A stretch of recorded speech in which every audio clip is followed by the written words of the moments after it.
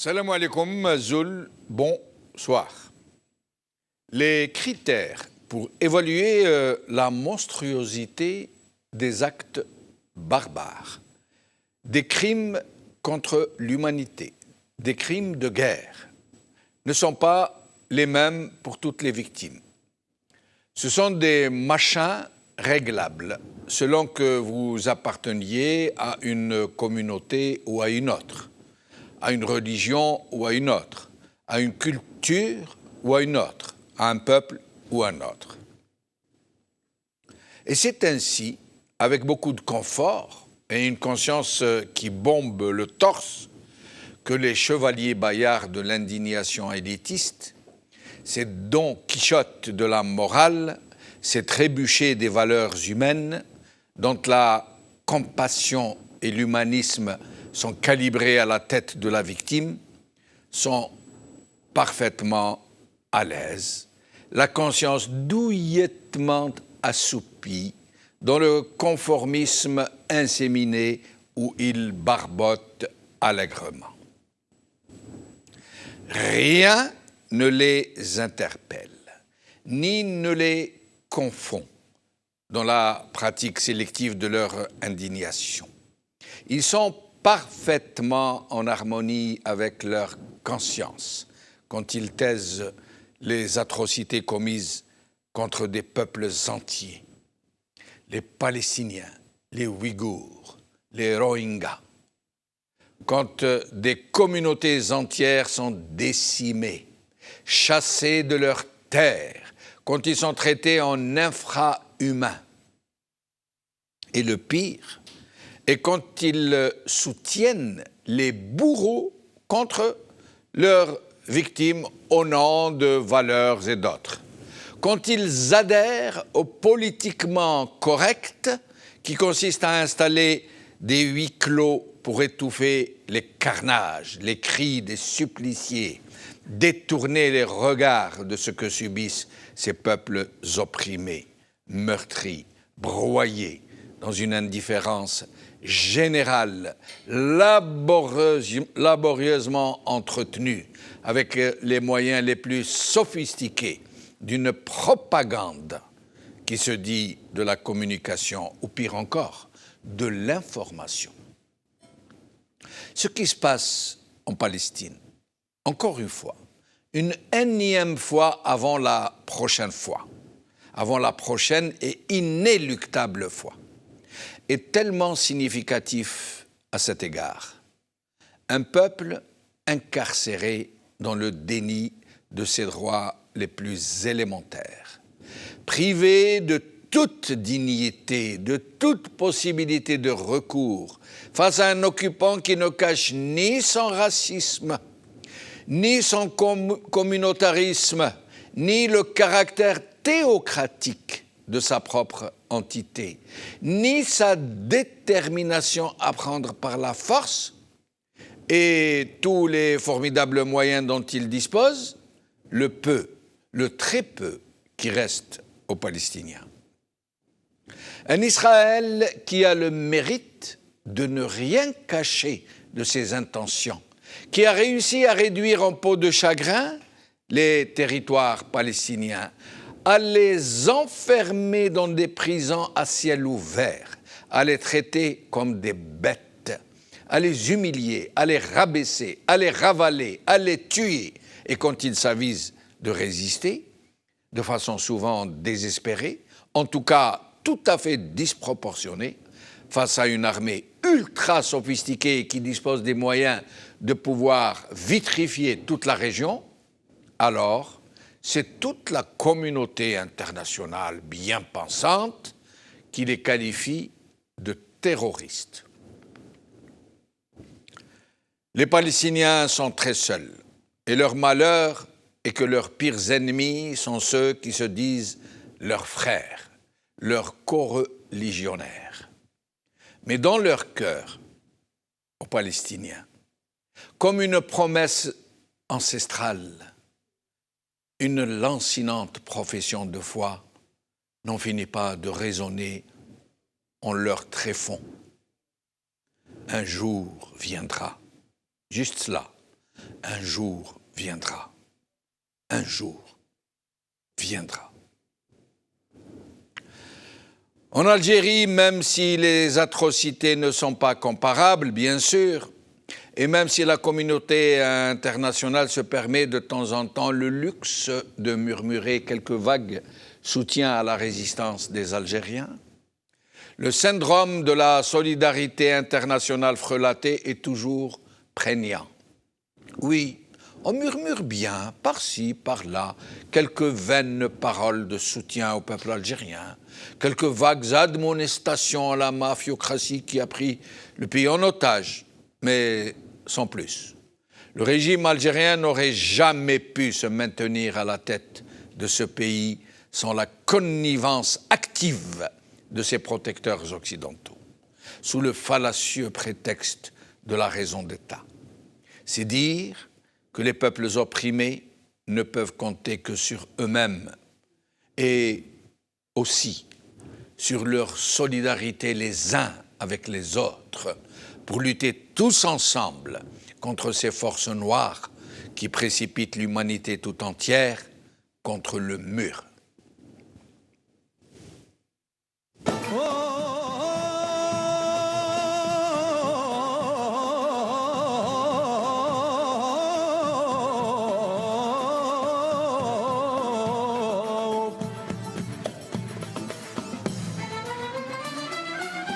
على عهدي على ديني على أرض تلاقيني أنا لأهلي أنا فديهم أنا دمي فلسطيني فلسطيني فلسطيني أنا دمي فلسطيني على أرض تلاقيني أنا لأهلي أنا فديهم والله أنا دمي فلسطيني فلسطيني فلسطيني أنا دمي فلسطيني يلا زافي حلوة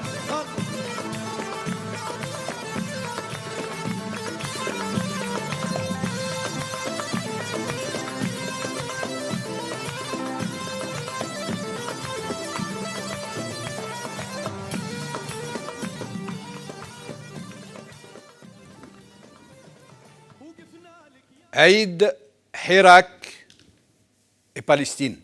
C'est le titre de notre émission d'aujourd'hui. Et pour en parler, nous allons avoir en Skype avec nous le professeur Christophe Oberlin, chirurgien des hôpitaux et professeur.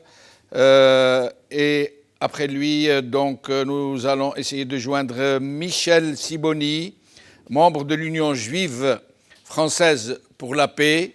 Et puis nous reviendrons sur le plateau avec Sanhaja Akrouf, militante de l'ACDA, Agir pour le changement et la démocratie en Algérie. Sanhaja, merci d'être avec nous. Merci à vous. Abbas Hamadan, universitaire, militant politique depuis 40 ans et ancien conseiller de Hussein Ait Ahmed. Abbas Hamadan, merci d'être avec nous. Je vous en prie, c'est moi qui vous remercie. Merci. Anis Al-Khama, psychologue, militant politique. Anis, merci d'être avec nous. Bonjour, merci pour l'invitation. C'est toujours avec plaisir que je me joins à vous. Merci beaucoup. Alors, nous allons commencer par recevoir Christophe Oberlin. Merci d'être avec nous, Christophe. Monsieur le professeur. Merci, Jamal. Merci. Alors, je rappelle que vous effectuez depuis plus de 20 ans des missions humanitaires dans la bande de Gaza pour former les gens à votre art, mais aussi pour soigner les grands blessés de guerre, tout particulièrement les victimes de bombardements. Vous confirmez, n'est-ce pas?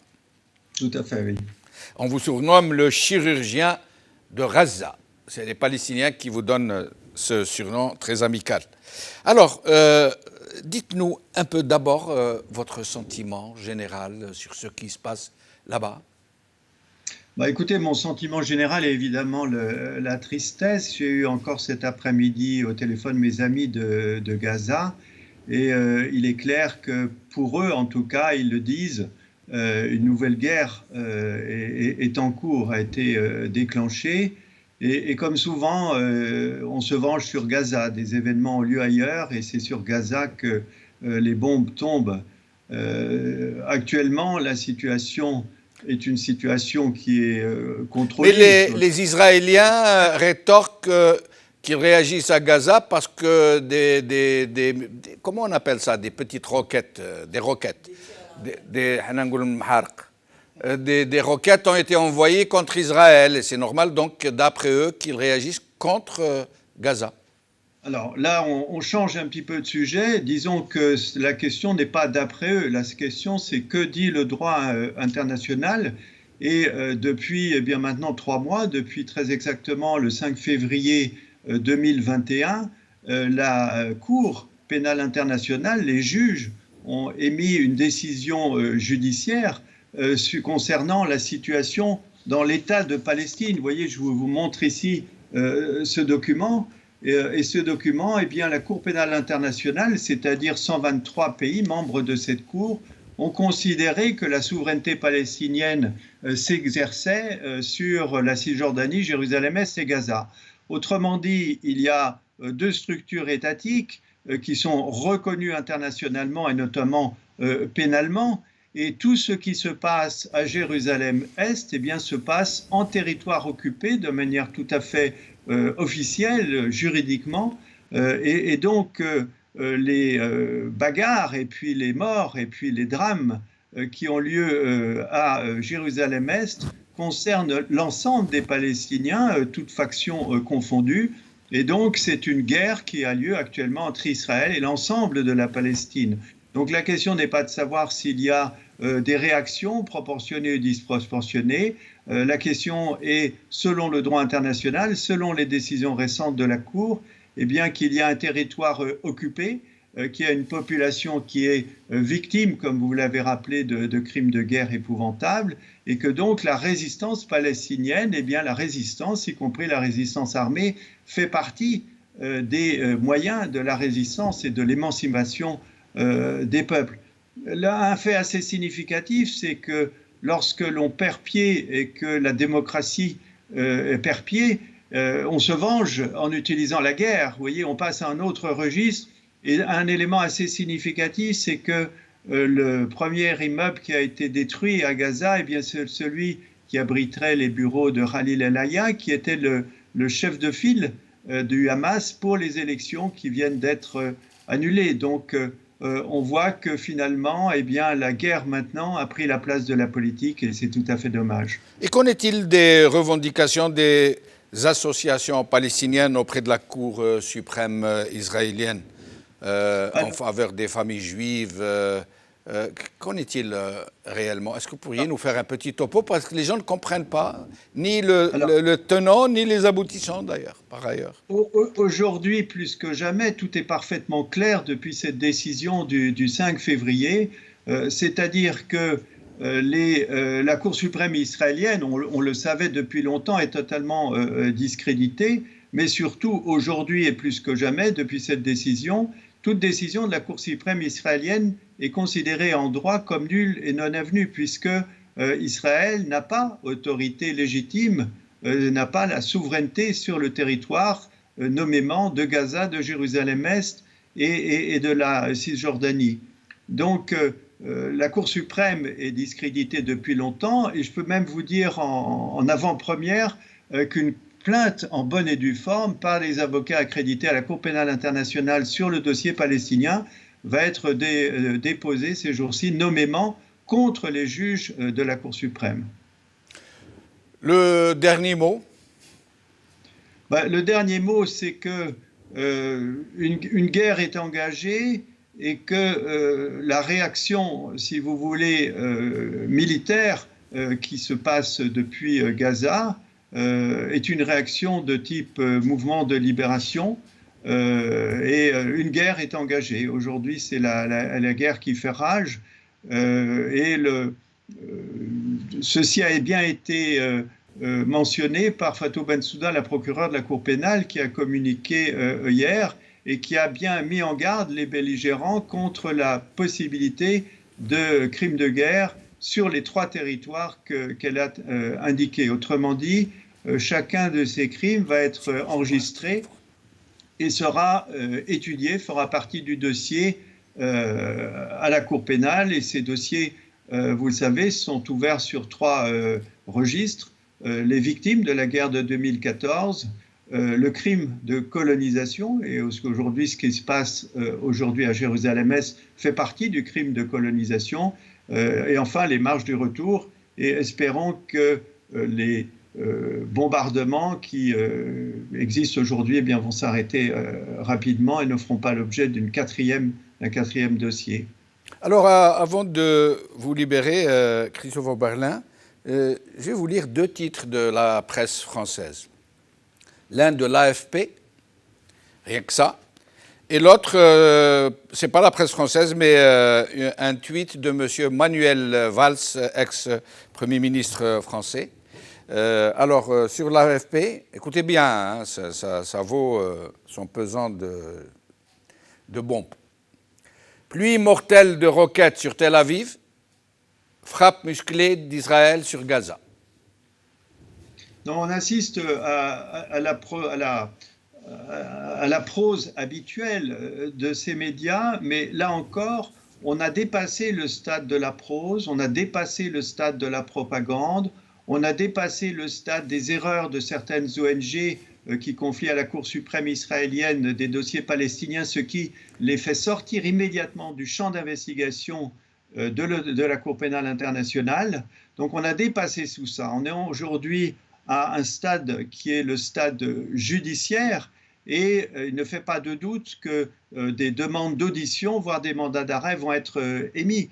Et donc l'AFP raconte des histoires, mais ce qui est intéressant, c'est d'étudier la presse israélienne. Et cette presse israélienne, lorsqu'elle est bien documentée, ce qui est de plus en plus le cas, eh bien, fait montre d'une véritable inquiétude auprès des populations, auprès des responsables civils et militaires, car ils savent qu'ils vont être très rapidement au moins montrés du doigt.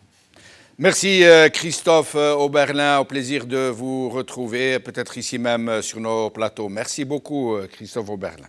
Merci Germain. Merci. Alors, avant de recevoir Michel Sibony, je vais vous lire le tweet de Manuel Valls, en guise de bienvenue, avant de recevoir Mme Sibony. Monsieur, écoutez bien, hein, Valls. Mon total soutien à Israël et ma solidarité avec les Israéliens face à l'attaque du Hamas, c'est comme ça qu'ils disaient Hamas. Hein. Une démocratie est agressée, aucune équidistance n'est possible. C'est clair. Hein. Un petit tour de micro sur ça avant de recevoir Mme Sibony. Moi, je veux bien dire, parce que depuis quelques années, hein, ça ne remonte pas à là, on veut nous faire croire que ce qui se passe en Palestine, c'est une guerre de religion. Parce que ça facilite la chose, parce que tout le monde est remonté contre le terrorisme, tout le monde, et du coup de mettre Hamas dans le panier des terroristes, les gens ne culpabilisent même pas de ne pas aller aux manifestations, parce que rappelez-vous, les manifestations pro-Palestine dans les années 70, ça se comptait en centaines de milliers de personnes. Non seulement déculpabilisent de ne pas y aller, et en plus ceux qui soutiennent Israël, ils le font sans complexe aujourd'hui, au nom de la lutte contre le terrorisme. Et c'est ça, d'ailleurs, la preuve, notre intervenant, enfin Michel Sibony, c'est important qu'elle intervienne, c'est bien qu'elle intervienne, de dire ce n'est pas une guerre des religions, c'est l'une des dernières terres colonisées. Et ça, l'Occident veut pas nous faire, ne veut, carrément nous raconter que c'est une guerre de religion. Et nous, on refuse. On refuse, et ça effectivement, c'est le truc qui fait marcher, faire passer la pilule plus facilement, quoi. Après, je dirais que c'est pas étonnant de la part de Manuel Valls, il n'est pas à son premier tweet ou à sa première déclaration dans ce sens-là. Oui, c'est vrai. Ce que les gens ne savent pas, c'est que lorsqu'il était à Évry, bien longtemps avant de vouloir surfer sur certaines forces politiques, il se disait pro-palestinien. Donc on ne va pas rappeler... absolument, je m'en rappelle. Bien sûr, il faisait des discours à Évry, par il allait même planter des arbres, je me rappelle. Voilà, par clientélisme dans la région d'Évry. C'est une personne qui a été discréditée, maintes fois discréditée. À Barcelone, il a reçu 0,001% des sondages, enfin des votes, pardon. Il a essayé de se présenter à Barcelone puisqu'il est catalan, il est espagnol également. Donc c'est... fidèle à sa médiocrité. Voilà. Mais il y a aussi le fait que le pro-sionisme est très porteur. en Bien politique. sûr, mais en fait, Ça- pour rebondir ça fait sur ce élire, qu'a dit ça fait- ma camarade Sanhaja, c'est qu'il y a un sionisme international. Aux États-Unis, par exemple, ceux qui ont fait arriver aux élections présidentielles Trump, c'est le lobby pro-israélien, que ce soit le lobby pro-israélien classique qu'il y a à New York, entre guillemets, un lobby classique comme il y en a toujours eu. Mais il y a également l'influence des évangélistes américains, des évangélistes internationaux, qui, dans leur eschatologie, leur croyance religieuse, on doit faire le projet du Grand Israël pour qu'il y ait le salut mondial. Donc c'est une vision On va en parler tout à l'heure, politico-religieuse. c'est très très important. Et justement, si on n'inscrit pas cela dans une logique mondiale, on ne comprend pas. Et c'est porté aussi par ce qu'on appelle, en parallèle des évangélistes, ce qu'on appelle le néoconservatisme. C'est les Finkielkraut en France, etc. Donc ces trois lignes-là, si on les rassemble, ça fait des forces politiques avec de l'argent, avec des lobbies. Et aux États-Unis, au moins, aux États-Unis, les lobbies sont déclarés. En Absolument. Belgique aussi. Absolument. Et les gens parlent clairement. Ils disent, je suis... D'ailleurs, Trump, il a promis de déplacer l'ambassade de Tel Aviv à l'encontre de toutes les lois. Absolument. À Jérusalem. Et Et il l'a fait. Il l'a Voilà. fait. Et, Parce qu'on l'a financé. Et C'est qu'on lui a donné de l'argent pour sa campagne. C'est une absolument. question d'argent. C'est très porteur Voilà. d'être. Et d'ailleurs, les évangéliques, on ne dit pas les évangélistes, hein, il y a une différence. Parce que c'est dans le entre sens les deux. d'évangéliser, mais Et- quand on est évangélique soi-même, Voilà. et on évangélise... C'est devenu un titre générique. Voilà, c'est ça. Les évangéliques se donnent eux-mêmes le nom de sionistes chrétiens. Absolument. C'est pour dire. Nous C'est dans allons leur y croyance, revenir hein. tout à l'heure parce que c'est très important. Je vous en prie. Oui, en fait, ce que je retiens de ce tweet de Valls, c'est il y a une phrase comme ça qui est un mythe pour beaucoup de monde, y compris des gens qui se réclament de démocrates, de droits de l'homme et tout ça. C'est la dimension démocratique de l'État israélien. Et là, pour répondre à cette question, je vais citer un universitaire israélien, un historien qui est prof à l'université de Tel Aviv d'histoire, en l'occurrence Shlomo Sand. Très connu, Très par connu. ailleurs. Oui. Il a dit, en fait, l'État israélien, il est démocrate avec les Juifs, il est démocratique avec les Juifs, et juif avec ses Arabes.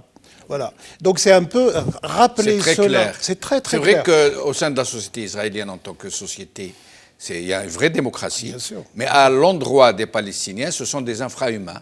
C'est très un petit bémol parce que le racisme en Israël, il ne touche pas que les... Il touche les entre guillemets arabes juifs. Il y a les falachas. Les falachas qui sont aussi, des oui, juifs bien sûr. éthiopiens. Éthiopiens. Et il y a des cas de racisme et on parlerait même à l'intérieur de ce qu'on appelle démocratie. Moi, c'est une démocratie pour les juifs. À l'intérieur. D'ailleurs, même à l'endroit Donc pour moi, c'est un réel problème. On ne peut pas parler de démocratie pour lorsqu'il y a une ségrégation contre les falachas qui sont eux-mêmes juifs. contre même les séfarades, Oui. par rapport aux Askénazes. Absolument. Il y a, mais ça ne touche pas la démocratie. Là, c'est un autre versant de C'est une autre sphère, mais il y de avait la effectivement un discrimination. racisme anti-séfarade. C'est pour ça que j'ai cité exprès, de façon délibérée, j'ai cité un universitaire israélien, Shlomo donc Sand, Shlomo qui est Sand, très connu. hein, qui a est écrit très le courageux. livre Le peuple juif, cette invention. Voilà, Oui. c'est un livre que je conseille à tout le monde. Il est très très référencé et tout ça. Il y a une- Je sais C'est pas si un on- véritable intellectuel. hein, Ce Ah, n'est c'est pas c'est n'importe qui. hein. c'est très référencé, très référencé, enrichissant et à lire. Voilà, je conseille. D'ailleurs, il est- refuse de vivre en Israël. Maintenant, il vit Il à est très Nice. populaire aux États-Unis, entre autres. Alors, nous allons recevoir Michel Sibony, membre de l'Union juive française pour la paix. Michel Sibony, merci d'avoir accepté notre invitation. Merci à vous de m'inviter. Merci, Michel. Alors, dites-nous d'abord, je vous laisse vous exprimer sur la situation. Je sais que vous militez beaucoup contre ce que subit le peuple palestinien, comme tous les membres de l'Union juive française par ailleurs. Et je vous laisse vous exprimer sans pour autant vous poser une quelconque question. Je voudrais commencer par revenir sur ce que vous disiez à l'instant. Vous parliez de démocratie pour les Juifs. Moi, je ne suis pas d'accord avec cette définition. Je vais vous dire, on est dans une société de type colonial. Le conflit est de type colonial. Et on est dans une société de type colonial. Une société de type colonial, elle accorde des privilèges aux colons qu'elle refuse aux colonisés. En ce sens, il ne faut pas parler de démocratie, parce que la démocratie, c'est l'État de tous ses citoyens. Or, il y a une loi que tout le monde connaît qui a été votée en 2018, je crois en juillet 2018, qui s'appelle la loi État-nation, qui affirme que l'État appartient à la nation juive. Donc, toute la société coloniale juive détient la nation et l'État, et les Palestiniens, même quand ils ont la citoyenneté, mais pas la nationalité, puisqu'en Israël, il y a une différence entre citoyenneté et nationalité, sont forcément des citoyens de seconde zone, puisque l'État ne leur appartient pas. D'ailleurs, on les appelle les Israéliens arabes, c'est ça? Oui, c'est nationalité arabe. Oui. D'accord, donc la nationalité arabe et la citoyenneté est israélienne. Voilà, Incroyable. ils sont de nationalité arabe et de citoyenneté israélienne quand ils vivent sur le territoire qu'on appelle le territoire de 48, c'est-à-dire Israël, l'actuel Israël, on va dire, alors que n'importe quel juif qui vit en Israël et qui est israélien est de nationalité juive et l'État appartient à la nation juive, pas à la nation arabe. Et c'est un État théocratique, c'est clair. C'est surtout un État colonial. Colonial. Et c'est pour ça que moi, je ne suis pas tellement d'accord avec le terme démocratie pour les juifs. Non, ce sont des privilèges accordés aux collectifs colons, qui évidemment sont refusés. Et je sais à qui je parle, c'est-à-dire que tout le monde sait ce que c'est qu'une société coloniale, et quels sont les droits des colons, et quels sont les droits des colonisés. Tous les Algériens. Ouais. Alors, les Palestiniens sont un peuple seul. Les Palestiniens sont les plus seuls au monde. Il n'y a personne de plus solitaire. Tout le monde est contre eux, y compris et surtout les plus proches les Arabes et les musulmans. Comment est-ce que les Palestiniens vivent cette situation, abandonnés de tous, livrés à un État particulièrement puissant qui règne en quelque sorte sur tous les États occidentaux, hein, je me permets cette outrance, mais c'est la pure vérité. Comment les Palestiniens ressentent-ils leur solitude? Elle est d'un côté terrible, du côté de tout ce qui est les États. Les Palestiniens ne sont pas soutenus.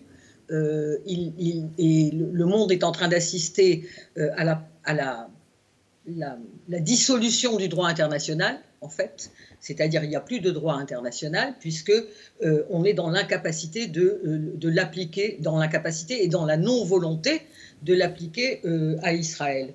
Donc ce droit international, il va être perdu pour tout le monde maintenant, c'est-à-dire pas que là-bas. Mais les Palestiniens ont une autre ressource qui n'est pas assez forte pour l'instant, qui est celle des opinions. Ils ont pour eux les opinions. Si on regarde ce qui se passe aujourd'hui dans le monde, on n'a qu'à prendre la France. Hein. Le gouvernement se tait, il renvoie tout le monde aux ados, calmez-vous, descendez la violence des deux côtés, il y a de la violence des deux côtés, il y a des affrontements. On a un gouvernement qui refuse absolument de considérer le rapport de force et qu'il y a un oppresseur et un opprimé. De l'autre côté, si vous regardez les opinions qui s'expriment dans le monde, y compris d'ailleurs chez les Juifs, regardez aux États-Unis, il y a des manifestations de Juifs qui s'opposent vraiment de manière très très virulente à ce qui est en train de se passer. Les opinions soutiennent les Palestiniens. Et ça, c'est un rapport de force qui est en train de devenir mondial. On a partout des populations qui sont dirigées par des gouvernements souvent très durs avec leur population, même en France. Hein, on ne peut pas dire que la population soit heureuse du gouvernement et de la manière dont elle est gérée. Et l'outil des opinions, c'est le boycott. Mais en France, où la logique aurait voulu que ça penche un peu du côté des Palestiniens par rapport à toute l'immigration qui est naturellement très proche des Palestiniens, nous assistons à tout le contraire, réellement, au point où certains ressentent le fait de militer pour la Palestine un peu comme quelque chose qui serait à l'orée, à la limite du terrorisme. Ça, c'est le bourrage de crâne et la propagande gouvernementale, hein. C'est-à-dire, dès qu'on parle de la Palestine, on est accusé soit d'être proche du terrorisme, soit d'être proche de ce que le gouvernement appelle l'islam radical, soit d'être antisémite. Ça, c'est la propagande. C'est la propagande qui est partie d'Israël, mais qui est reprise à son compte par les alliés d'Israël en Europe.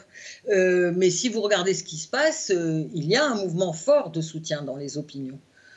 Moi, j'étais cet après-midi au bureau de l'UJFP et il y a quelqu'un qui est passé en disant je cherche une organisation qui soutient la Palestine pour faire un don. Et c'était un monsieur, il a fait un don à une des organisations qui s'occupent de la Palestine dans les bureaux où j'étais. C'était un citoyen tout à fait anonyme et simple et il a fait un don de 50 € et il est venu exprès, il ne connaissait pas les bureaux, c'est pas un militant. Mais rappelez-vous, quand il y a eu les flottilles, les bateaux qui sont partis pour Gaza, on a rassemblé en France des milliers et des milliers d'euros en chèques de moins de 10 €. La plupart des chèques étaient des chèques très faibles de gens pauvres qui donnaient pour la Palestine. Donc il y a une vraie opinion. Maintenant, il faut qu'elle arrive à se mobiliser et à se servir de l'outil qu'a donné la société palestinienne en appelant au boycott des investissements et sanctions. Il faut arriver à amplifier ce mouvement parce qu'on n'a pas tellement d'outils contre nos gouvernements. On n'est pas encore en situation de renverser des gouvernements, d'accord ? Mais on est en situation de ne rien consommer qui vienne d'Israël, que ce soit dans la culture, dans le sport, dans les institutions. Tout ce qui est institution coloniale doit être boycotté. Michel Sibony, merci beaucoup. Michel Sibony qui est membre de l'Union juive française pour la paix. 1000 fois merci. Alors peut-être Abbas Hamadan voudrait vous poser une question. Oui, en fait, merci madame pour votre intervention. En fait, je n'ai pas parlé de démocratie en évoquant Israël. J'ai dit le mythe démocratique qui est malheureusement largement partagé, y compris chez des gens qui se revendiquent des droits de l'homme et tout ça. J'ai parlé de mythe. Très bien. Voilà. Michel Sibony, au plaisir de vous retrouver dans cette émission. Je vous en prie, merci beaucoup à vous. Merci beaucoup. Alors, mes chers amis, qui se lance ? Nous allons consacrer quelques minutes à ce sujet avant de passer à l'Algérie. Je voulais rappeler aussi une chose, parce qu'il y a une polémique qui enfle un peu en Algérie. Soutenir la Palestine, ça voudrait dire qu'on ne soutient pas... je pense qu'on peut parler de ce point aussi. Bien sûr. Qui est très lié à ce que vous avez dit tout à l'heure, les évangéliques. Je vais vous dire mon avis. Très bien. Très lié. Je vais donner un exemple. Oui. Le tweet de Riyad Mahrez, ou son message sur Facebook plutôt. Soutien à la Palestine. Soutien à, précisément, il avait écrit Sheikh Jarrah. Oui. Moi j'ai dit, j'ai relancé sur les réseaux sociaux et j'ai dit Sanedou Sheikh Jarrah wa la tansaw Bash Jarrah. Soutenez Sheikh Jarrah, soutenez Jérusalem-Est, soutenez la Palestine et soutenez le Hirak. Bien sûr. C'est ce qu'on veut de nos stars de football, de Riyad Mahrez, des gens qui peuvent porter de leur voix. Mais on voit que Belmadé, Riyad Mahrez, etc., je ne leur jette pas la pierre. Peut-être que s'ils me voient à la télé, je vous remercie pour tout ce que vous faites pour vos exploits footballistiques. Mais il y a le peuple aussi algérien, même si c'est pas, on ne peut pas comparer bien sûr ce que vit le peuple palestinien et le peuple algérien, mais on a besoin aussi de nos porte-voix, de nos stars, etc., pour faire ça. Et ça procède de la même vision humaniste et de la même vision de défendre les peuples. Parce que je rebondis juste sur ce qu'a dit ma camarade Sanhaja, c'est qu'en réalité, la question palestinienne n'est pas une question religieuse, ni même arabe. Et ça sert le Likoud et l'extrême droite et la droite dure et israélienne et Netanyahou de jeter l'opprobre et de dire que c'est une question islamique, ou que c'est une question arabe. Absolument. Et en réalité, la droite israélienne et la droite dure à la Knesset, donc au Parlement israélien, se sert de cette erreur, je trouve, de politique. Mais en fait, les deux s'alimentent. Oui. D'un côté, moi je critique le Hamas. Oui. Je critique vraiment le Hamas et il est critiqué au sein de la Palestine. Il y a des gens qui ont manifesté contre le Hamas. Politiquement, par rapport à sa stratégie, et je critique à ses aussi choix. Le biais qu'ont certains musulmans ou autres de dire que c'est une question islamique et de djihad. C'est la meilleure manière d'enterrer la question palestinienne. Lorsque c'était, lorsqu'il y avait une grande mobilisation sur les questions palestiniennes, eh c'était quand, au temps du Fatah et de Arafat, etc., ils en parlaient en termes de droits de l'homme. Parce qu'il y a des Palestiniens qui sont chrétiens, il y a des Palestiniens qui sont athées, il y a des Absolument. Palestiniens d'extrême gauche, etc. Absolument. Et pour conclure par rapport à ça, je vais laisser la main. Aït Ahmed avait donné un conseil à Yasser Arafat, il lui a dit n'en faites pas une question arabe, n'en faites pas une question musulmane ou islamique, parce qu'on va vous lâcher. À l'époque déjà, la clairvoyance de ils ont investi dans le mauvais créneau. Mauvais cheval, et à la fin, Israël, ou en tout cas la droite dure israélienne, justifie, il dit, ce ne sont pas des gens qui combattent pour plutôt l'indépendance ou pour l'autodétermination, ce sont des terroristes. Voilà. Alors, je voulais apporter un plus, pas un plus, apporter de l'eau à votre moulin. Sachant que bien sûr, je soutiens le peuple palestinien bien et sûr, je suis en compassion avec vous lui. êtes Voilà. très clair. Très clair sur ça. Par contre, parlez des autres qui reprochent aux gens de soutenir les Palestiniens. Vous avez vu sur les réseaux sociaux, il y a des tas de gens qui viennent vous dire soutenez l'Algérie, arrêtez de soutenir les Palestiniens, laissez-les, ils ne méritent pas qu'on les soutienne, etc. Ça vient des évangéliques. C'est possible, oui. J'avais fait un travail il y a 7 ou 8 ans sur ça, il y a quelques temps, et j'avais même rédigé un article sur ça. Vous savez, les évangéliques, là où ils vont, dans les régions des pays, surtout les fenêtres 10-14, ce qu'ils appellent, eux, la fenêtre 10-14, c'est-à-dire les pays arabes et musulmans, ou pseudo-arabes, qui se trouvent dans cette fenêtre, latitude, longitude 10-14, on doit les convaincre de rentrer dans le christianisme, les évangéliques, en attente de la bataille de l'Armageddon et du retour du Christ, etc. Vous connaissez la théorie. Mais surtout, diffuser la profession de foi qu'il ne faut pas soutenir les Palestiniens. Pourquoi? Parce que les sionistes chrétiens, pour eux, Jésus ne pourra revenir sur terre à la colline de l'Armageddon pour la lutte finale contre l'Antéchrist que le jour où tous les Juifs du monde auront rejoint Israël, la Palestine.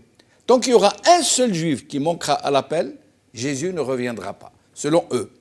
Et donc là où ils vont, dans les régions qu'ils évangélisent ou qu'ils tentent d'évangéliser, en Algérie, au Maroc, en Tunisie, partout où ils vont, vous trouvez la même chose. Arrêtez de soutenir les Palestiniens. Ça, c'est une bombe à fragmentation installée par les évangéliques. Je ne pense pas que ce soit le cas de tous les chrétiens d'Afrique du Nord. Il doit y en avoir je ne parle pas des chrétiens catholiques, je parle des évangéliques. D'accord. C'est eux qui ont, en quelque sorte, relayé... Moi, je ne les connais voilà. pas tous, chrétiens évangéliques. Je sais qu'il y en a en Afrique du Nord. Oui. Après, ça serait peut-être intéressant de leur poser des questions. Est-ce qu'ils sont tous alignés ou est-ce qu'on peut être peut-être évangélique et ne pas... Absolument. Ça, voilà. Mais généralement, quand vous allez au Maroc, par exemple, comme en Algérie, dans certaines régions du Rif où il y a eu un travail d'évangélique, vous trouvez les mêmes réactions, les mêmes... Moi, je voulais rebondir sur ce qu'a dit Aït Ahmed, justement, au-delà des évangéliques. Mais il n'y a pas que certains qui disent c'est des Arabes. En Algérie, moi j'ai entendu ça. J'ai entendu ça dire c'est des Arabes. Il ne faut pas les soutenir. Parce que c'est des Arabes, il ne faut pas les soutenir. Mais oui, j'ai entendu ça. Par l'extrême de certains extrêmes. Il y a des Kabyles en Palestine, D'ailleurs, quand j'étais en Palestine, d'ailleurs j'étais avec Michel Siboni, c'est pour ça que c'est ma copine, on a été dans des missions en Palestine, il y avait Dar el-Qbaili, mais voilà, et quand on est parti, ils nous ont reçus comme... Et de Syrie, ils sont passés en Palestine, je crois. Oui, il me semble que c'est... mais de l'autre côté, il y a ceux qui veulent soutenir la Palestine parce que c'est des musulmans. Voilà. Donc, et la question et ceux qui veulent la détruire parce que c'est des terroristes. Et c'est là où la question palestinienne, c'est un enjeu politique, le plus grand enjeu politique.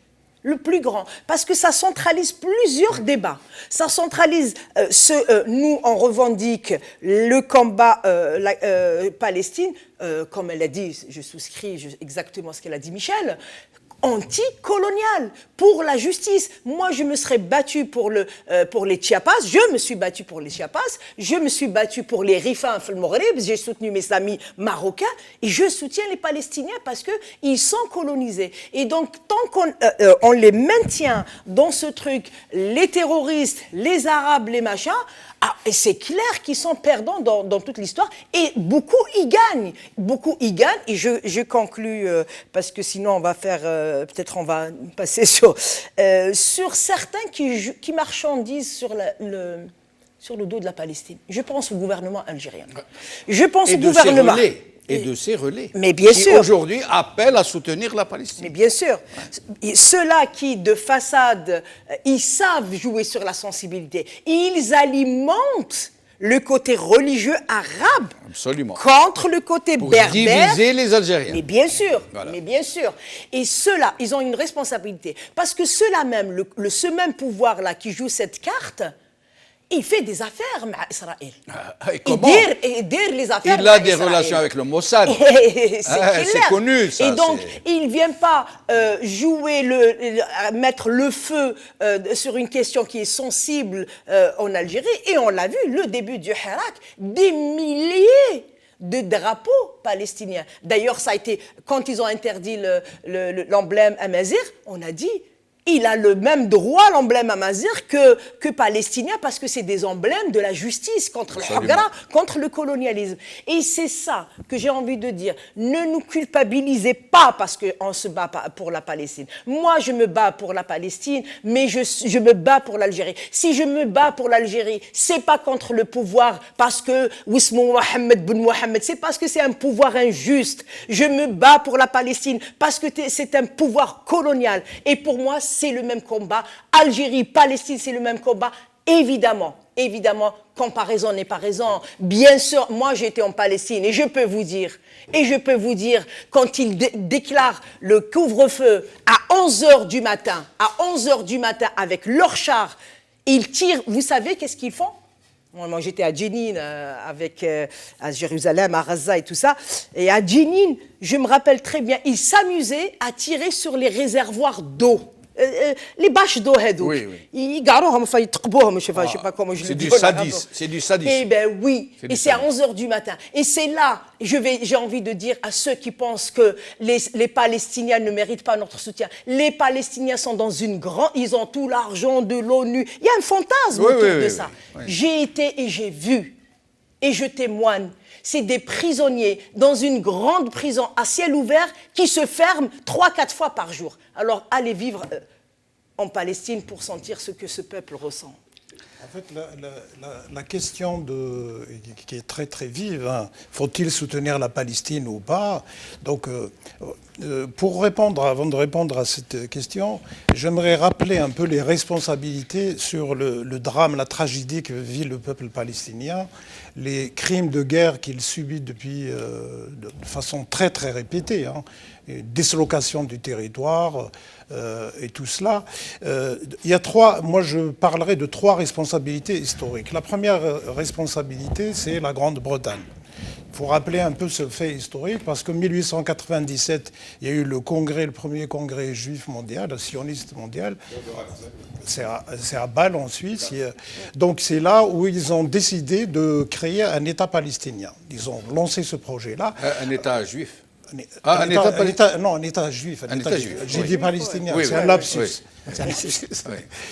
Donc un État juif. Donc pour réaliser ce projet, il leur fallait s'appuyer sur une puissance, une grande puissance. Donc c'était la Grande-Bretagne qui a répondu en 1917, le 2 novembre, la fameuse lettre de Arthur Balfour, qui était le ministre des Affaires étrangères britannique, adressée au baron Rothschild. Donc c'était une lettre ouverte, donc on peut retrouver sur Google en anglais, il y a même des traductions en français et en arabe. Donc dans cette déclaration-là, il a promis au nom de son pays, de la Grande-Bretagne, de créer, on ne parlait pas d'État israélien, mais de foyer juif en Palestine. Oui. Alors, Foyer 1917... national, il me semble. Foyer juif. Oui. Foyer juif, oui, tout à fait. Alors, 2 ans après, 1919, vous avez le roi, c'était le prince héritier, je crois que c'est Faisal, qui signe un accord avec un représentant du Congrès sioniste dans lequel il dit « Nous, un foyer juif en Palestine, ça ne nous dérange pas. pour dire que en fait, les trahisons des pays arabes ont commencé très tôt. ont commencé Très tôt. bien avant la création de l'État d'Israël. Donc la deuxième responsabilité, c'est la communauté internationale aujourd'hui, devant le silence complice, lâche et parfois criminel. Hein. Quand on voit certaines images, pas d'aujourd'hui, j'ai pas vu les dernières images, mais dans les atrocités commises et tout ça, c'est quelque chose qui humainement n'est pas acceptable. La troisième responsabilité, c'est là où je fais l'articulation avec l'Algérie, c'est les pays arabes. Les pays arabes, des Arabes, ils ont de tout temps instrumentalisé la question palestinienne pour deux objectifs, à deux desseins, soit pour essayer en s'appuyant, en utilisant ce levier de la cause palestinienne pour être à la tête d'une force régionale. Ça a commencé avec la Jordanie, hein, le fameux croissant fertile et tout ça. Boumedienne a fait la même chose, Gamal Abdel Nasser il a fait la même chose. Chacun essaie dans une surenchère nationaliste, ils essayent d'être leader d'une force régionale. C'était une espèce de fantasme comme ça. Et de fonds de commerce aussi. Voilà. Et justement, ça c'est le dessein extérieur. Le dessein intérieur, c'est effectivement faire oublier les problèmes internes, voilà. etc. Donc le fait que les régimes arabes sont allés très très loin dans cette instrumentalisation, aujourd'hui engendre des réactions, des surréactions épidermiques pour dire on ne soutient pas, d'abord on commence. Pour moi, personnellement, la question des droits de l'homme n'a pas de frontières, n'a pas de couleur de peau, n'a pas de religion, n'a pas de croyance. Soit on est pour les droits de l'homme, soit on ne l'est pas. On ne peut pas. Si on commence à être sélectif et tout, là, on est sur autre chose que les droits de l'homme. Très vite, parce qu'on doit passer au point suivant. Il faut savoir que même lorsqu'on se met... il faut savoir que Theodor Herzl était un assimilationniste. C'est-à-dire qu'en Autriche, il disait que les Juifs devaient s'assimiler. Ça, c'était le début de sa pensée. Oui. Et ensuite, quand on voit, c'est vraiment des questions d'argent, c'est des questions d'influence. L'argent est au cœur de ce projet-là et de cette question-là. C'est qu'ensuite, lorsqu'ils ont fait le congrès de Bâle, etc., par la suite, l'Ouganda a été proposé comme un foyer juif. Oui. Donc, toute l'histoire derrière religieuse a été une justification. C'est-à-dire on le voit du côté palestinien maintenant, mais ça existe aussi du côté israélien, quand on a instrumentalisé des rabbins en disant que c'est notre terre. Madagascar a été proposé comme projet pour accueillir le foyer juif. Et d'ailleurs, les fondateurs sionistes, la plupart, étaient athées. Oui, comme Theodor Herzl. On a fait lire à des jeunes Israéliens qui ne connaissaient pas Theodor Herzl ses écrits. Ils ont dit c'est un antisémite. Exactement. Parce qu'il disait qu'il n'y a pas d'existence de juifs, nous sommes des Européens, il faut rester Européens. Donc à la fin, moi je pense qu'au centre, les kibbutz, la colonisation, c'est de l'argent qui est au centre. Et de l'influence géopolitique. Et voilà. Oui, parce que les kibbutz, au départ, c'était pas du tout religieux. C'était même anarchiste et d'extrême gauche. Moi, j'ai été dans un kibbutz et je peux Oui. vous dire, c'est pas du tout religieux. La référence théorique, c'est Proudhon. Et Proudhon, c'est libertaire. Alors, Et je me permets de passer au sujet suivant, mais nous allons d'abord voir la carte de la Palestine avant 1948 et maintenant. Regardez, réduite en peau de chagrin jusqu'à n'être plus qu'une petite particule. À droite, c'était la Palestine, et tout ce qui était en vert était occupé par les Palestiniens. En jaune, les populations juives qui vivaient avec les Palestiniens, qui y étaient nés, qui étaient des natifs. Et puis, avec l'arrivée des Juifs du monde entier, vous voyez, ça commence à s'étoffer jusqu'à devenir totalement jaune. Non, c'est l'inverse. Totalement vert. Ah, pardon, c'est l'inverse. Jusqu'à devenir totalement... Voilà. On ne peut pas être humain et pour les droits de l'homme et ne pas condamner la colonisation cisjordanie qui est à l'encontre de tout le droit international. Et combien de fois ça a été condamné par l'ONU, mais rien ne bouge. Et c'est pour ça qu'il faut sortir cette question. Ce n'est pas une question religieuse. Ça ne sert pas la Palestine. D'abord, demain, c'est l'Aïd. Ça y est, Ramadan. Déclaré. Vous êtes souhaits, ça y est, alors, l'Aïd, quelque chose à exprimer de particulier? Moi, j'ai envie de dire l'Aïd n'a pas de goût tant qu'il y a des prisonniers, tant qu'il y a des familles qui vont pas voir leurs parents. L'Aïd, c'est un moment, ça aurait été un moment d'ailleurs important pour dire à tous ces détenus, allez voir vos enfants, allez voir vos familles, vos femmes, vos mères. Et bien, tant qu'il y a ces enfants-là ne verront pas leur papa, ces mamans ne verront pas leur fils, et bien, le Eid cette année, il sera amer. Oui, très bien dit. Merci. Vous pensez à Saïd Chouane, Oui, mineur, 15 ans, Oui. pour aller dans le sens de Sanhaja. Eh ben, on l'a empêché alors qu'il n'est même pas en prison. Oui. On l'a empêché d'aller voir sa mère. On nous Il dit est que dans c'est un pour le centre de protéger. rétention pour jeunes qui s'appelle centre Mais pour c'est une jeunes. prison. C'est une prison, voilà. Voilà. Moi, je connais des gens qui ont travaillé dans le milieu. Les enfants se scarifient, ils subissent des abus. C'est horrible et c'est politique. C'est pour détruire l'esprit du Hirak. Je me joins à Sanhaja donc lorsqu'elle dit absolument. qu'il n'y a pas de goût à ce Eid. Bien sûr, on va fêter juste un peu. Mais on se doit de rester dans une réserve et dans une discrétion tant que nos frères sont encore en prison et tant qu'il y a aussi des gens qui meurent à travers le monde. Voilà. absolument. Oui, Mbarouk l'Aïd quand même, on le dit oui. hein, de façon formelle, de façon polie. Mais effectivement, l'Aïd n'a pas le goût d'une fête, il a le goût des larmes des mamans, il a le goût de ces nuits blanches, de ces cœurs palpitants.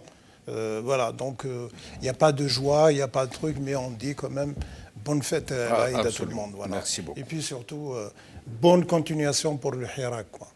Alors- J'ai envie juste de dire pour l'Eid, parce Oui. que Chetouane, il est à Borj Bouararid. Borj Bouararid. Je suis de Borj Bouararid. Je demande à la communauté de Borj Bouararid, نهار العيد روحوا ما تدخلوش عنده عقبوا قدام راهو قدام الجباس مقابل الكوليج نتاع عبد الحميد اخروف كي تروحوا للجبانه نهار العيد ديروا وقفه قدام لو سونتر هذاك وين راه شطوان. Bravo, Sanhaja. Alors, nous allons parler de deux choses. Nous n'avons plus beaucoup de temps. La Palestine nous a bouffé. C'est tout le passionnant, programme, là. Il y a beaucoup de choses mais à on ne dire. pouvait pas Mais ne oui. pas le faire. Hein, Non. Alors, le ministre de l'Intérieur qui exige de faire des déclarations, de déclarer le truc, l'itinéraire et les slogans. Et le comble, c'est que c'est des manifestations nationales. On ne peut pas la déclarer au niveau d'un wali. Et ce n'est pas un syndicat qui manifeste, c'est une révolution populaire. Et cette révolution populaire n'a pas de représentants. Alors j'aimerais que vous puissiez nous dire ce que vous pensez de cette très curieuse disposition.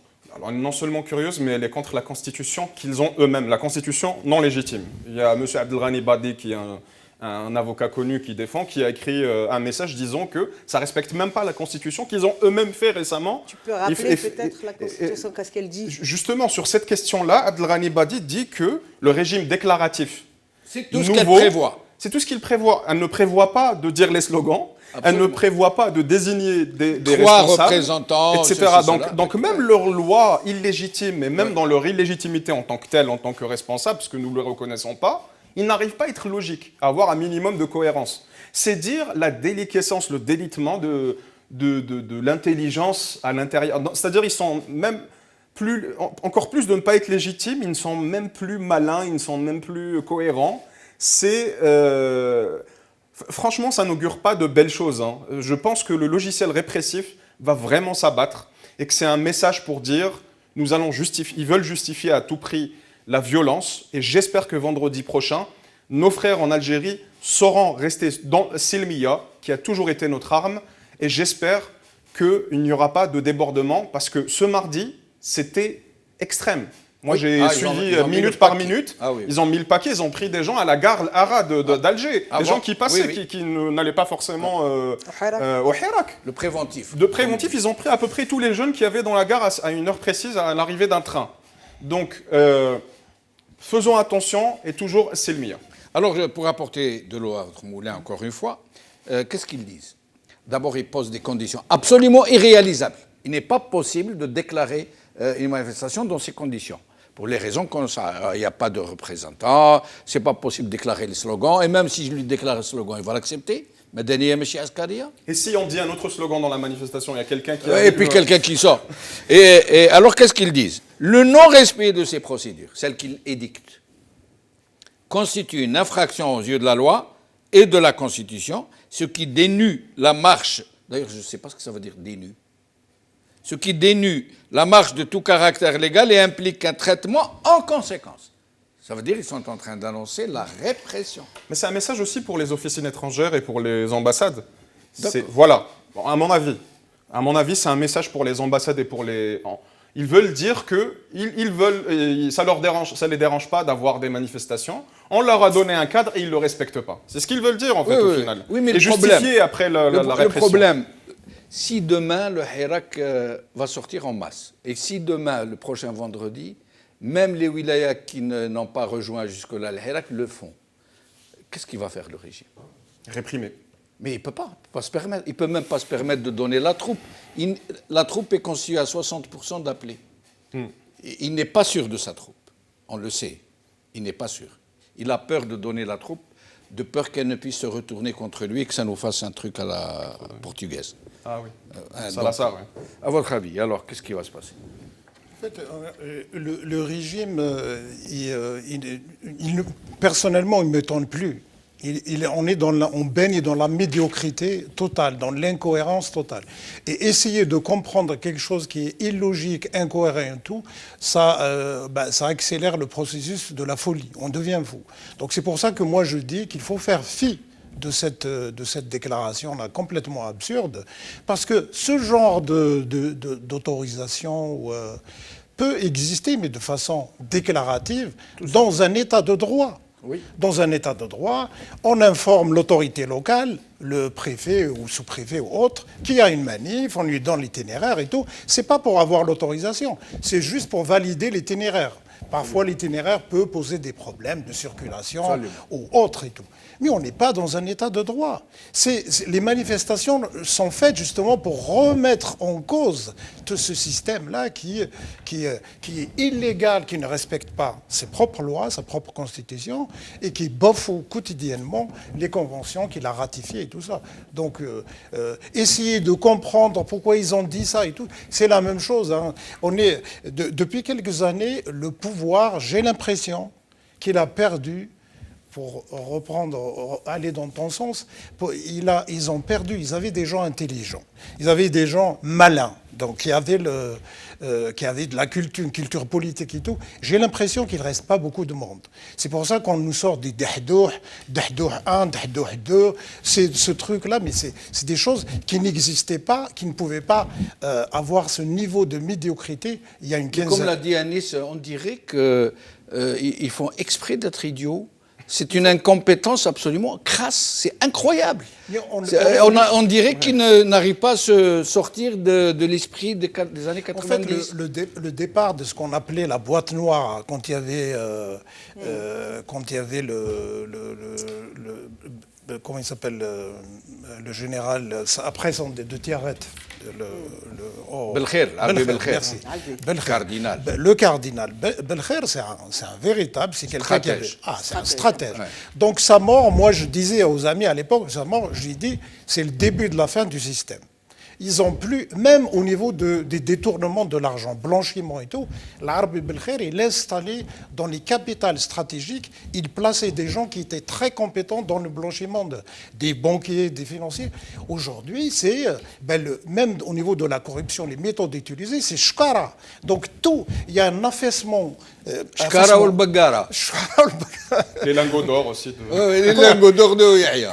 On dirait une mafia quoi, avec des lingots d'or. Des lingots d'or, des valises, des sachets poubelles. Mais c'est d'une médiocrité, mais tu te dis, mais c'est à pleurer, quoi, au niveau. Quand on entend des ministres, le Djaj et tout, mais tu te dis, mais c'est pas possible. C'est incroyable. Donc il y a un affaissement, que ce soit au niveau du gouvernement, que ce soit. Ils ont perdu leur relais dans la société. Un régime qui n'a plus la possibilité de gérer les liquidités nationales. La monnaie. 80%, entre 60 et 80% des liquidités se trouvent entre les mains d'une économie informelle. Ils ne sont même pas capables de payer les pensions de leurs fonctionnaires. Il doit faire des chaînes pendant des jours et des jours. C'est incroyable. Non, non, c'est risible, hein, c'est dramatique et risible. Mais si demain, vendredi, si demain, beaucoup de gens vont sortir malgré ces menaces et qui sont rejoints par les villes qui sont un tant soit peu réservées, qu'est-ce qui pourrait se passer, Sanhaja? Moi, je voudrais revenir juste, parce que j'allais exactement dire ce que dit Abbas, c'est-à-dire dans un état de droit, ici, moi, j'ai plusieurs fois demandé l'autorisation de manifester. On est dans un état de droit, ça fonctionne comme ça, c'est pas genre... c'est pas l'autorisation de manifester. Vous déclarez l'intention de manifester. Et comme il a dit Abbas, ils peuvent... Et même ça, même en France, c'est la première fois de l'histoire de la France, quand il y avait les Gilets jaunes, ils ont quand même... ils ont touché au côté démocratique. Moi-même, j'ai vu des manifestations, comment ils nassaient les jeunes et les jeunes qui explosaient. Et après, donc même ici, hein, cette histoire de manque de démocratie, c'est en train de toucher partout le... La France a été dégradée de démocratie à démocratie défaillante dans les derniers, tout à fait. derniers Mais classements. n'empêche. Ah bon, à ce point. Dans les classements internationaux, par qui il faut que je vous retrouve la référence, mais ça a été déclassé de démocratie à démocratie défaillante. Complètement. C'est-à-dire maintenant le Portugal est plus démocratique que la France. Ben oui, quand on arrête une institutrice du côté de Nice pour avoir manifesté et une dame qui est à la retraite. C'était inimaginable. Et donc, du coup, juste pour comparer avec l'Algérie, la question qui se pose, c'est d'être en contradiction avec sa propre constitution. Ouais. Et le deuxième élément, c'est qu'ils ne le font pas. Comme disait Abbas dans le truc déclaratif, et des fois sécurisant. Combien de fois on a les agents derrière les manifs pour fermer les manifs? Par exemple, moi j'ai fait tellement de manifestations pour la Palestine et on a le Likoud qui venait nous tabasser.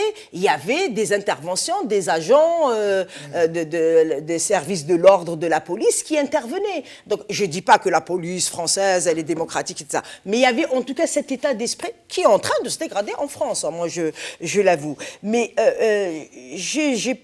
il joue toutes les cartes. D'abord, donc du coup déjà, beaucoup de gens ont dit, moi je connais la classe moyenne, les familles qui venaient avec leurs enfants, etc., disaient, bon, et ça a un peu marché, il faut dire que ça a un peu marché, ça a même beaucoup marché. Ensuite, c'était le Qbaïl, et tout ça, c'est vrai qu'il perd les pédales, mais il gagne quand même quelque chose dans l'état d'esprit des gens, quoi. Il y a beaucoup de gens qui disent, oui, Dzaïr comme ça, خير من Libya. Dzaïr هكذا خير من سوريا. أنا حبيت نقول nous on veut pas être la Syrie justement parce qu'il y a une déclaration qui est sortie les nationalistes pro pouvoir pour dire il faudrait préserver l'Algérie. Il y a Bouhamidi entre autres qui est signataire et d'autres. C'est Bouhamidi parce que je connais quand j'étais journaliste je le connaissais, mais c'est pas le seul.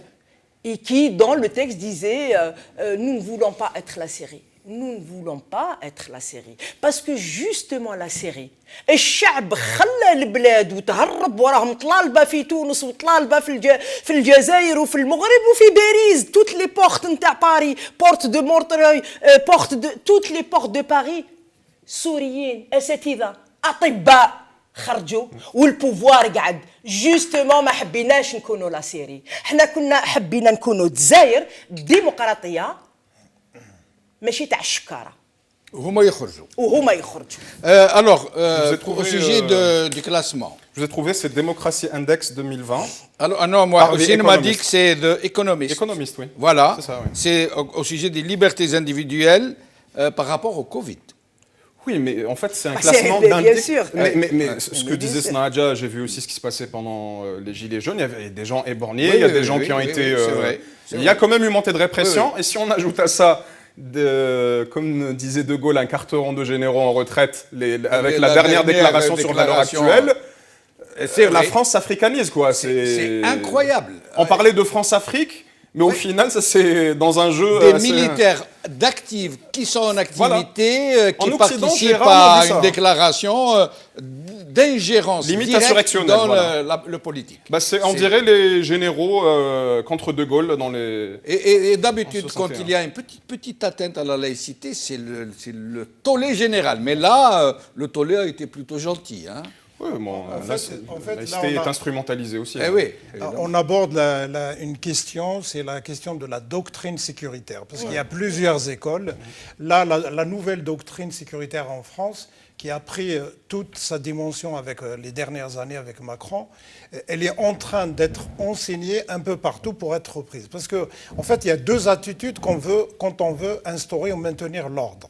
Soit on essaye de baisser le niveau de la violence dans les manifestations, soit on essaye de l'élever. Mais quand vous avez des manifestants pacifiques, donc c'est un problème pour trouver justement des justificatifs, pour trouver des prétextes, pour réprimer et tout. Qu'est-ce qu'on fait? Eh ben, on fait un dispositif sécuritaire, on l'organise, les fameuses NAS et tout ça, de façon à ce que l'attention puisse monter dans les trucs et justifier la répression par Ou la alors on aussi en envoie Algérie, des hein. agents provocateurs à Oui, l'intérieur ça fait, pour... ça fait partie de la partie. stratégie. C'est pas par hasard que Mais- l'Union européenne a formé des policiers aussi C'est nord-africains, La- marocains, algériens, tunisiens. Et ils les ont formés, je pense, dans ce sens-là aussi. La hein. Cette doctrine-là, elle est en train d'être exportée par la France dans plusieurs Oui, pays. oui, oui. Mais, ceci étant dit, on revient à l'Algérie, toute proportion gardée, ça n'a absolument rien à carrément. voir. C'est-à-dire les Bien espaces sûr. démocratiques qui peuvent exister. Pour moi, la France, c'est loin d'être un modèle de Ouais, tout à démocratie. fait. Mais il y a beaucoup, incomparablement plus d'espaces démocratiques en France que chez nous. Ah, absolument, il n'y a pas photo, comme on dit. Il n'y a pas photo. En France, on ne prend pas un journaliste à Tamanrasset, enfin à Tamanrasset, en Corse, qui est en train juste de couvrir. Quoi. De couvrir un C'est événement. inimaginable. Ouais, C'est inimaginable. ouais. Vous parlez du journaliste de Liberté qui Mais a bien été... sûr. voilà. Mais bien sûr. Alors, au sujet de la condamnation, enfin pas de la condamnation, du point de presse du porte-parole du Haut Commissariat aux droits de l'homme auprès des Nations Unies, donc encore une fois, l'Algérie, enfin le régime, pas l'Algérie, le régime a été sérieusement admonesté après un autre point de presse qui a eu lieu le 5 mars seulement, il y a 4 semaines à peu près, voilà, où ils ont dit des choses fortes, hein, où le porte-parole a dit des choses très fortes. Ça veut dire que nous sommes dans un État qui n'est pas un État de droit, où les dépassements, les violences contre les simples citoyens qui ne font que s'exprimer ou revendiquer des droits légitimes sont complètement en violation de toutes les dispositions, y compris algériennes, y compris les lois algériennes. Qu'est-ce que vous pourriez nous dire sur cette autre sortie ? Cette sortie, je dirais que c'est le minimum. C'est bien, mais c'est le minimum. Absolument. Ad'af al-Iman, je veux dire. Et je tiens à saluer toute la diaspora qui fait un travail incroyable. C'est pas pour nous jeter des fleurs, mais vraiment, il y a des gens formidables, des avocats, des gens à l'étranger, des gens dans l'ombre même, qui font un travail formidable de recenser les cas de torture. On l'a vu avec le cas Walid Nqeish qui est remonté très loin aussi au niveau de l'Organisation des Nations Unies. Et j'appelle tous les Algériens à faire la différence entre une demande de respect du droit international et une demande d'ingérence. Pour moi, c'est pas la même chose. Je fais des lives matin et soir sur Facebook pour l'expliquer en darija, dans toutes les langues, et dire que l'Algérie a ratifié des conventions internationales pour les libertés individuelles, pour les libertés collectives, elle ne peut pas venir demain nous dire pourquoi vous vous appelez à l'ingérence étrangère. Ce Convention logiciel-là, dans lequel elle s'engage Bien sûr. à rendre compte et à répondre. j'irai à la limite aux la questions. Corée du Nord, Ouais. elle ne s'est jamais engagée. Absolument. Donc, L'Arabie donc, Saoudite. peut-être aussi. Israël. Et, je pense qu'Israël s'engage, mais elle Dans respecte la plupart pas, mais- des conventions qui la gênent, elle ne s'engage pas. D'accord. Mais Il en ne s'engage pas. tout cas, l'Algérie Les a États-Unis aussi, signé- hein, les États-unis. sur le climat, Oui, par COP21, exemple. oui, bien sûr. Oui, Mais en tout cas, dans le cas algérien, COP21, ça n'a pas de pouvoir Oui, mais coercitif. Mais là, on parle de choses qui sont la base de la base des droits individuels. C'est-à-dire liberté d'expression, liberté de déplacement. On n'a pas le droit d'interdire la capitale aux autres Algériens. Et je pense qu'on n'a même pas le droit d'interdire l'accès à l'Algérie des gens qui ont un passeport algérien. Je pense que ça va à l'encontre aussi du droit Libre international. exercice de la presse. Libre exercice de la presse. Donc lorsqu'on demande aux Nations Unies, et moi, à mon avis, moi je suis plus partant c'est un avis personnel. Hein. Moi, je n'attends rien du Parlement européen. C'est un avis personnel. L'Union européenne, on a vu ce qui s'est passé en Libye. Moi, je parle toujours de l'ONU et de l'Union africaine. Pourquoi ? Parce que si demain on vient nous dire vous appelez à l'ingérence, eh bien l'Algérie a un siège à l'ONU et à l'Union africaine. Donc, on a le droit de saisir, nous, en tant que peuple algérien, notre pays fait partie de l'ONU. Donc, ce n'est pas de l'ingérence, puisque l'Algérie a un siège à l'ONU. Et puis, je vais rappeler, au temps de Bouteflika, ils ont saisi les pays africains contre l'apartheid à l'intérieur de l'ONU. Et c'était, entre autres, bon, c'était pas Bouteflika, mais c'était entre autres, après la colonisation, il y avait une politique algérienne qui était très bien, qui est celle de défendre les pays du tiers-monde, une certaine politique sud-sud. Et ils ont saisi l'ONU sur la question de l'apartheid. Et c'était entre autres grâce au lobbying algérien qu'on a réussi à faire interdire, on a réussi avec les autres pays africains à faire interdire l'Afrique du Sud de plusieurs rassemblements internationaux, notamment sportifs, etc. Donc ne venez pas nous dire nous-mêmes... Et ça, pour eux, c'était pas de l'ingérence. Voilà, donc quand ça les arrange, c'est de l'ingérence. Quand ça les arrange pas, c'est pour leurs intérêts. Quittez l'ONU dans ce cas-là. Si vous ne respectez pas, quittez l'ONU et l'Union africaine. Voilà, exact. Alors, chers amis. Oui, en fait... et après, ce sera le mot de la fin. Okay. C'est une formidable victoire du Hirak, ce qui vient. Il ne faut pas sous-estimer cette réaction du Haut Conseil des droits de l'homme au niveau de l'ONU. Pourquoi c'est une grande victoire? Parce qu'il y a un climat un peu de scepticisme qui règne, y compris au sein de beaucoup de nos compatriotes au sein du Hirak, qui disent le Hirak, il n'a rien ramené. Les acquis du Hirak, parce que là, il est très difficile de commenter, d'analyser une histoire qui est une révolution pacifique en cours, qui n'est pas finie.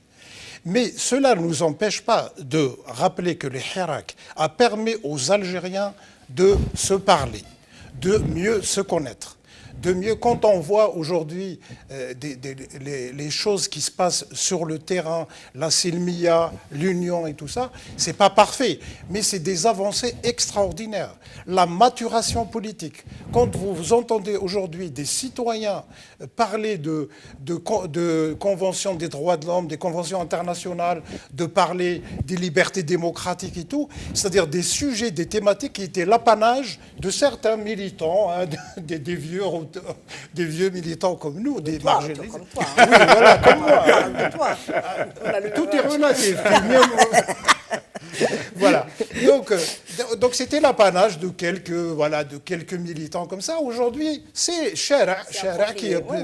Donc même maintenant, quand le travail qui se fait par les avocats et tout, dire il ne faut pas signer, il ne faut pas... Mais tout cela, nous, on étudiait Victor Serge, tout ce qu'un révolutionnaire doit savoir de la répression. Moi, j'ai étudié le livre de Halim Sili qu'il a écrit en 63 sur comment se comporter et tout. Donc c'était dans la... Maintenant, c'est tout le monde. Donc il y a les acquis du Hirak. Moi, j'aimerais bien qu'un jour, on fasse une émission spéciale sur ça.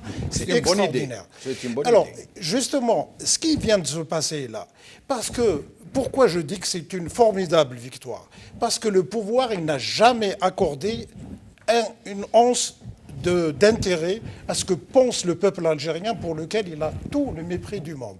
Par contre, son image vis-à-vis de l'extérieur, il consacre des millions, des milliards. Il a des lobbies, il y a des gens, il leur paye des voyages, des étrangers. Tout ça. Qui a payé un lobby aux États-Unis Pour essayer de le sortir. Ah, absolument. Donc c'est des choses qui se font. 10 millions de dollars. Ouais. Alors, c'est pour ça que je parle d'une formidable victoire. Et quand on lit le contenu du communiqué du Haut Conseil, il parle de Hirak. Oui, oui.